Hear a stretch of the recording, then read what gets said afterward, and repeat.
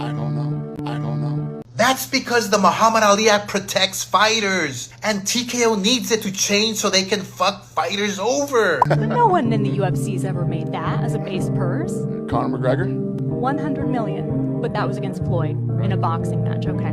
Okay. So Now, speaking of poor promotion, Dana White didn't have his best week. His t-shirt shrank smaller every minute, especially when he was questioned about his attempt to amend the Muhammad Ali Act. Why then do you want to make sweeping changes to the Muhammad Ali Reform Act that is meant to protect fighters to bring about a business model that currently has your company already paid out $375 million in antitrust lawsuits and has 2 potential pending class action lawsuits on the way as well?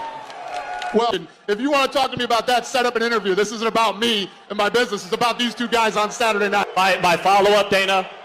Earlier this week, the California State Athletic Commission had a hearing about TKO trying to bring those changes to the Ali Act, and it was postponed 3 months. Listen, I get it. You want a showboat right now. Set up an interview with me if this is really what you want to talk about. It's America, baby. If you have First questions Amendment. for these 2, ask them and you can set up an interview with me. Dana, my follow-up is, if TKO can't make those changes to the Ali Act, will you still invest in the sport of boxing? Will you compete in the market? Listen, if you want to be an asshole, let's do it in private and we can do an interview. So you're saying this reporter is an asshole because he's asking you a legitimate question? Yo, fuck that dude. Because it's not on record. What's the base purse for Canelo? I've heard 100 million. Probably. But no one in the UFC's ever made that as a base purse. Conor McGregor? 100 million, but that was against Floyd in a boxing match, okay? Okay. So, What about Crawford? What's he getting? who? Crawford. I don't know. What about Crawford? What's he getting? Who? Crawford.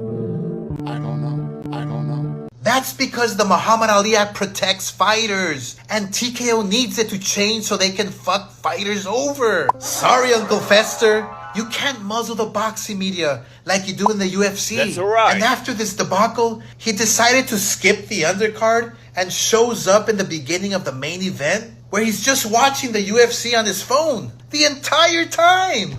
I wonder if he regrets abandoning the UFC for a sport that doesn't want him. Get the fuck out of here. It's like having a loyal girlfriend and ditching her for a hot one-night stand who ghosts you. You're left with nothing, and you go home with a hairy palm. That's Dana White.